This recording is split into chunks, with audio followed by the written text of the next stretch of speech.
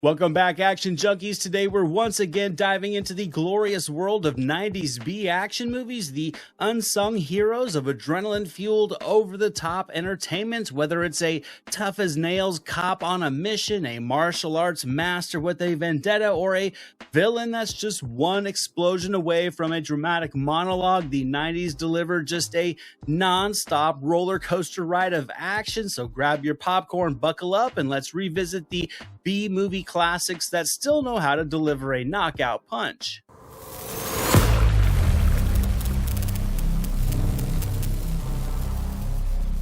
We're saddling up for this first movie from 1993, directed by and starring Mario Van Peebles. Posse claimed it was bringing the Wild West back with a vengeance, and it features an all-star cast of B-movie action tough guys with names such as Stephen Baldwin, Tiny Lister, Billy Zane, and a whole lot of bullets, justice, and style. Here, Mario Van Peebles rides into town with a camera, a cowboy hat, his buddies, and something to prove, and Posse delivers that proof with a high-octane, genre-flipping, racially charged spaghetti western that's got way more attitude than a saloon full of Eastwoods. Posse is part history lesson, it's part revenge saga, and all style, like if Tombstone started reading the autobiography of Malcolm X, because Posse is a film that says, what if the Old West had a lot more black excellence and a lot less John Wayne? And it's just a blast of nostalgia. There's a heavy whiff of classic Western tropes, from robberies to corrupt men in power in towns that desperately are in need of saving, but it's all filtered through a heavy 90s lens, complete with hip-hop swagger from start to finish and surprise appearances. Hello, Big Daddy Kane, I saw you in this one. The dialogue swings from serious to silly to self-righteous to melodramatic, and Billy Zane as the heavy is chewing the scenery like he's at an all-you-can-eat villain buffet. Posse is a little bit uneven, like a horse galloping with one leg shorter than the rest, but it's filled with action, complete with a final showdown that delivers a chef's kiss with a spurred boot.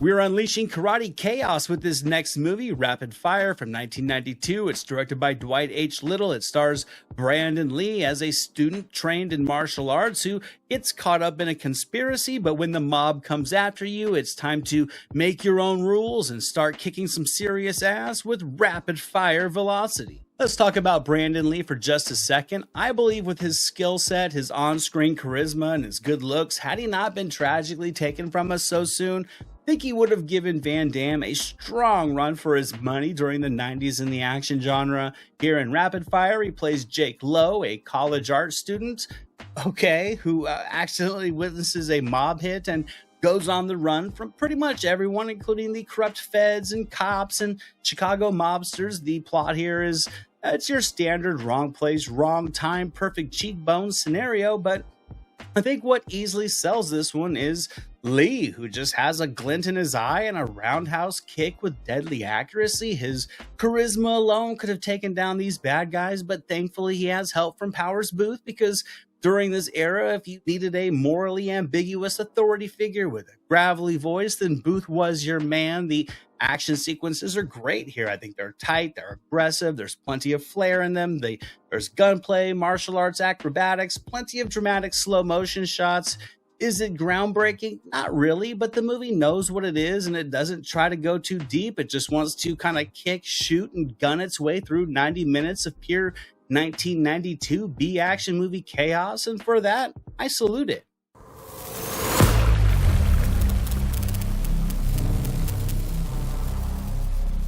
Next up is I Come in Peace from 1990. This one stars Dolph Lundgren as a rogue cop who faces off against an intergalactic drug dealer, because when aliens come to Earth, it's not just your average space invasion, it's to deliver some serious pain. But when Lundgren is on the case, you may come in peace, but you're gonna leave in pieces. If Lethal Weapon had a baby with Predator and that baby decided to sell drugs from outer space, then you'd get I Come in Peace. Dolph Lundgren plays a cop who's angry, enormous, and allergic to protocol. He's just chasing drugs one day, then an intergalactic drug dealer crashes the party and starts harvesting the endorphins from humans. So, classic cop problems. The Alien's catchphrase is "I come in peace," which it says right before killing people, so it's kind of like your Alexa telling you to have a great day before launching a compact disc right through your skull, because yes, this alien fires weaponized CDs, deadly spinning music discs of death. This shows the 90s truly had no chill when it came to movies.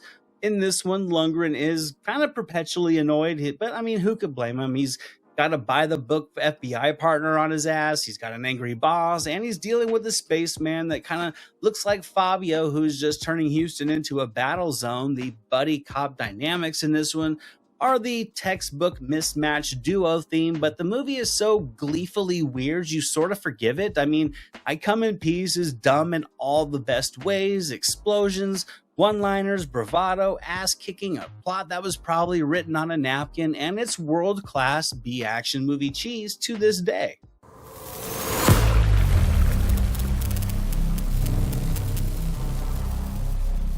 Get ready to get locked up, because this next movie, Fortress from 1992, directed by Stuart Gordon and starring Christopher Lambert, is taking us to the middle of a high-tech prison where inmates are injected with something deadlier than the corrupt system, and escaping has never been more dangerous or more entertaining than when Kurtwood Smith is in control.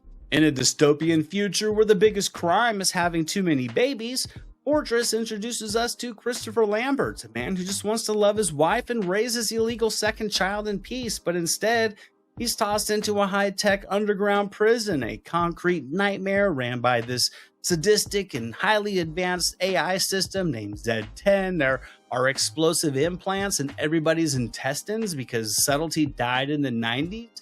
This movie also has laser walls and robot enforcers and torture cubicles that look like rejected IKEA chairs, and to me, Fortress is just a glorious cheese casserole. It's grimy and grim and filled with just weird sci-fi flourishes. The effects are certainly dated, the acting is somehow both wooden and sweaty, and the prison guards all look like they belong in like a Nine Inch Nails tribute band, but this movie moves. It delivers the goods, from rebellion to explosions to action to a completely bonkers final act filled with spectacle, making Fortress a gritty little cult gem that still delivers loads of effective B-action entertainment.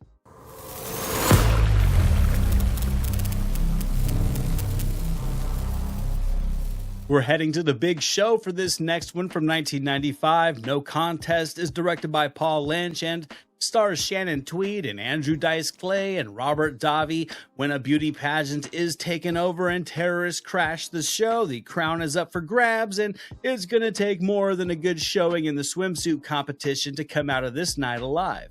Now imagine if Die Hard was held at a beauty pageant, and instead of Bruce Willis, we got Shannon Tweed, the queen of late-night erotic thrillers, doing spin kicks in a dress. That's No Contest. Here, Tweed plays Sharon Bell, a former model turned action star, which is very meta for this movie, as she's hosting the Miss Galaxy pageant, which of course is immediately hijacked by a group of goons led by Andrew Dice Clay. He's here for diamonds or revenge or to scream in his eyeliner. It's never totally clear, but what is clear is that Tweed has zero patience for his nonsense, and she promptly starts snapping necks in high heels. There's a ton of 90s nonsense here, from goofy tech to mindless dialogue and martial arts that looks like it was choreographed in a community theater beginners class. But despite its budget and it's just general chaos overall, the movie never blinks. It goes full throttle into its absurd premise, and it just lets Tweed carry the weight. Literally, I mean, she's suplexing guys down staircases and leaving no prisoner behind. No Contest is like junk food with lipstick, a fun, fiery mess where you can't help but root for the pageant queen with a roundhouse kick and a perfectly timed one-liner always ready to go. And you know what? Long may she reign.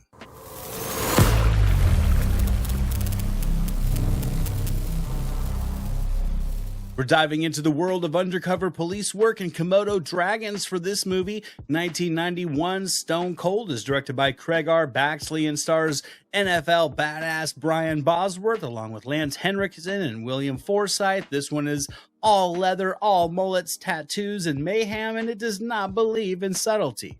Now, if you've ever wanted to see a football player infiltrate a white supremacist biker gang while rocking a mullet that could slice bread, then Stone Cold is your dream come true. Brian Bosworth, the Boz himself, here stars as Joe Huff, a cop who goes undercover in a violent motorcycle gang led by Lance Henriksen, who kind of acts like a Shakespearean warlord trapped in a Guns N' Roses music video. The plot here is mostly just an excuse to get from one violent, action-fueled set piece to the next, and honestly, thank God for that because it's fantastic and it works. The Boz is wearing jeans that are tighter than national security, and he's carrying himself around in this movie like a man who just bench presses vending machines for fun. It all just culminates in a courtroom shootout involving motorcycles and machine guns and the casual destruction of constitutional law. It's utterly unhinged and deeply beautiful, and to me, Stone Cold is just an adrenaline and hairspray-soaked fever dream, one that throws logic completely out the window, then drives a flaming motorcycle through it for good measure.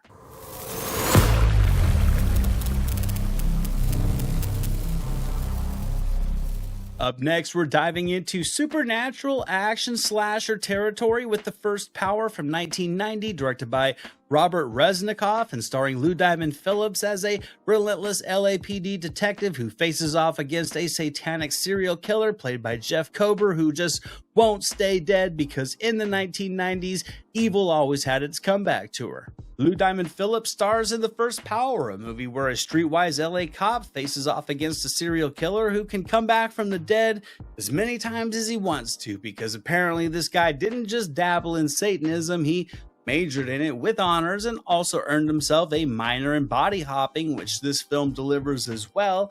Phillips and Kober, bless their hearts, somehow managed to make all the silliness in this movie work. The plot is The Exorcist meets Lethal Weapon by way of Highlander, with psychics and creepy nuns and weird hallucinations, and Logan constantly getting his ass kicked by people who were friendly just moments earlier. And Phillips, to his credit, gives it his all here. He overacts a bit as well, but he keeps his rage on a hair trigger, which is perfect for this movie. And between the body hopping, the sadistic action, the cop tropes, and just the heavy reliance on pentagrams, The First Power somehow manages to result in a delightful supernatural cop noir nonsense. It's just, is it scary? Not really, but is it fun watching Lou chase a demonic ghost ninja all around 1990 Los Angeles while trying to look tough as well as a tad confused as to what he's doing in this movie? Absolutely.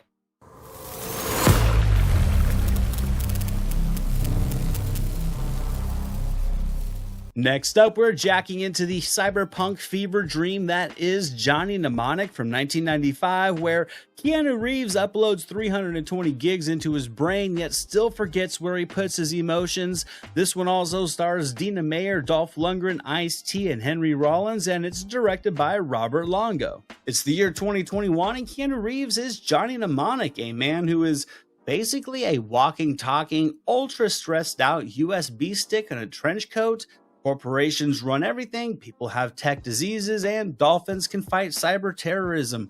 Welcome to the future, baby. Johnny has 320 gigabytes of memory, which was a huge deal in 1995, loaded into his noodle, and now he has 24 hours before his brain leaks out of his nose, and everyone from Yakuza with laser wires to Ice-T's cyber rebel faction is out to either kill him or extract the data using hostile neurosurgery. The movie here tries to say a little bit about data privacy and human connection and corporate greed, but mostly says check out this dolphin wearing the helmet. There's a ton of so bad it's good in this one. Dolph Lundgren as a homicidal street preacher, cybernetic implants that look like a Radio Shack threw up, and a vibe that's just so aggressively 90s you can just smell the dial-up modems. Johnny Mnemonic is dumb, loud, vibrantly messy, and weirdly amazing.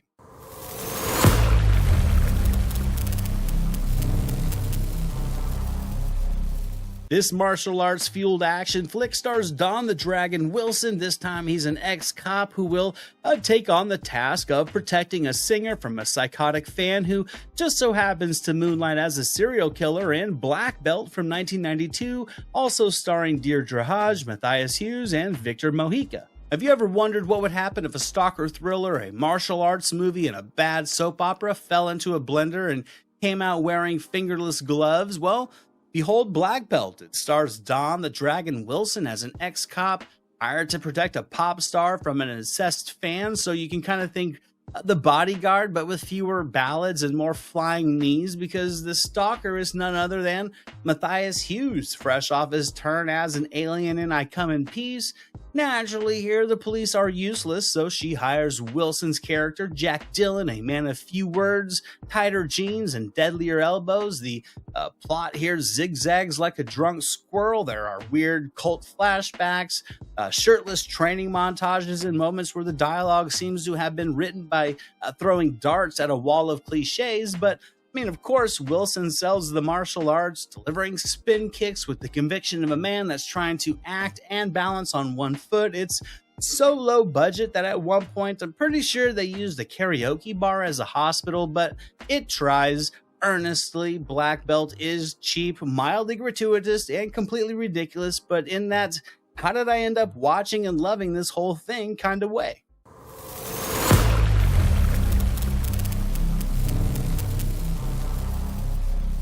This high-intensity action thriller came out in 1993, and it stars Thomas Ian Griffith as a detective who goes to war with the Italian mafia when $3 million goes missing after a drug bust, and when one man must take on the mob, he will need to use excessive force. Also starring Lance Henriksen, James Earl Jones, Tony Todd, and Burt Young, directed by John Hess. Excessive Force stars Thomas Ian Griffith as a Chicago cop named Terry McCain. He's got slicked hair, a trench coat, pleated pants, and roundhouse kicks that defy gravity and logic. I mean, in this movie, Griffith is delivering his lines like he's auditioning for a cologne commercial, but then he'll knock a guy through a windshield of a car before the scene can even breathe. So just makes this movie so much fun to watch. Lance Henriksen shows up because luckily for us, he was in almost every action movie during this era as a smirking mobster. And then we get James Earl Jones briefly lending the film some of his credibility before